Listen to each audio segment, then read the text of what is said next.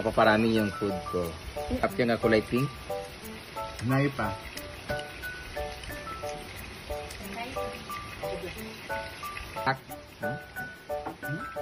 Lambot.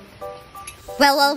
Hello mga Bebshi! For today's mini vlog mga Bebshi ay nandito nga din si Madam Brenda nag-harvest ng kanyang tilapia. Meron pa nga din siya ditong bagong breeding sa tilapia mga Bebshi. Ito nga ay kulay pink. Sobrang lalaki pa nga nito mga Bebshi at ang taba-taba pa ng tilapia sa fish pond niya. Dahil madami nga ang kanyang na-harvest sa tilapia mga Bebshi, kaya naman ang sobra nito ay pinamigay na nga din niya. Sabi nga din ni Madam Brenda sa akin, nilutuin ko nga daw itong pink na tilapia at gawin ko nga daw itong special na recipe. At para malaman mo ang recipe na lulutuin ko ngayon mga Bebshi, tapusin mo lang itong video hanggang dulo. In a bowl, maglagay lang ng 1/2 cup na white vinegar, 1 cup na tubig, 2/3 cup na ketchup, 1/2 cup na white sugar, or 8 tablespoon kung wala naman kayong cups. Gagamit nga din tayo dito ng 200 grams na pineapple tidbits. So ihalo lang muna natin dito ang juice ng pineapple mga Bebshi. Sunod naman ay halu-haluin lang natin ito nang sa gayon ay matunaw itong ating mga nilagay na pampalasa mga Bebshi. Make sure na na-dissolve na yung sugar. Sunod naman ay magprito na nga din ako dito ng isdang tilapia. Kaya naman dito sa kawali, naglagay na nga din ako dito ng mantika. At nang mainit na itong mantika, nilagay ko na nga din dito ang pink na tilapia mga Bebshi. Paniguradong masarap ito na tilapia mga Bebshi dahil kulay pa lang talaga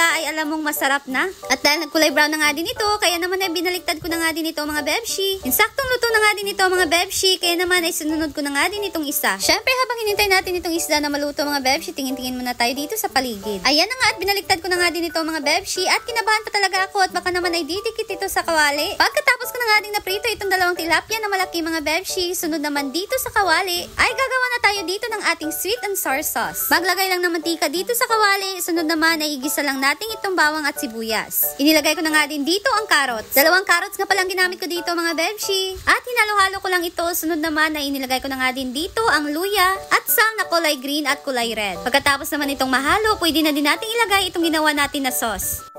Naglagay nga pala ako dito ng 2 tablespoon na cornstarch mga Bebshi. At inilagay ko na nga din dito ang pineapple tidbits. Halu-haluin lang natin ito mga Bebshi hanggang sa medyo mag-sticky na nga din itong ating sauce. Insaktong luto na nga din itong ating sauce, kaya naman ay ilagay ko na ito dito sa ating isdang tilapia na naiprito ko na. Napakadali lang nitong lutuin mga Bebshi, kaya naman kung mahilig ka sa sweet and sour, gawin mo na din ito. Mas pinadali at mas pinasarap pa. Kaya naman ay maglagay na nga din tayo dito ng garnish na green onions. At pagkatapos ko nagluto, ay umuwi na nga din ako dito mga Bebshi dahil meron pa akong practice sa church namin. Kaya naman ay humingi lang ako ng video sa kanila kung ano ang reaksyon ni Madam Brenda sa aking niluto na sweet and sour tilapia. So, we're going to taste the test.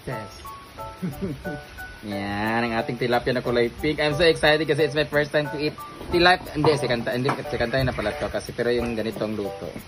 Dati kasi kinilaw yung natikman ko. But now, actually I'm on diet talaga guys, so I don't wanna eat this one kasi mapaparami yung food ko. Food intake. Ito sa dong, ay hinahin lang kayo dong. So, let's try the tilapia na kulay pink. Nay pa.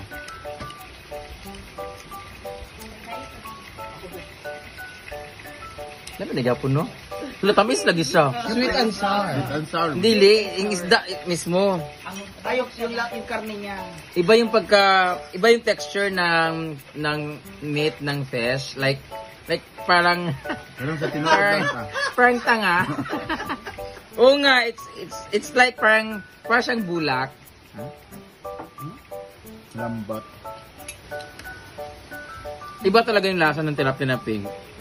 Kasi yung last time kasi kinilaw, kinain ko, so nag-overpower yung ahang-ahang, yung So, lahat ng compare mo yung gray at saka pink. Hindi ko alam. Kasi yung isa, di ba, binigay kasi namin kay mama yung tilapia na gray. Ito, ang sarap ng tilapia ng pink pala. Ah! Thank you talaga, Jai Jai, for the pink tilapia, for the foreigner tilapia. And thank you, Simply Amore. Mas pinasarap siya dahil sa kanyang sarsa, na sweet and sour. Which is I like because I love sour but I'm not sweet, so okay lang siya. It's okay. Wow, lami kayo. Pero mas prefer ko talaga yung tilapia na prito na crispy kasi ang sarap kainin yung ulo. Di ba? Ang sarap kumain ng ulo yung no? Pero yung ganito kalaking ulo, parang ang hirap kainin. Sarap lang. Thank you, Simply Amore, for the food. Let's eat na. Well! Nagustuhan niyo naman ni Madam Brenda. Kaya naman mga Bebshi, that's all for today and see you again sa my next video. Bye!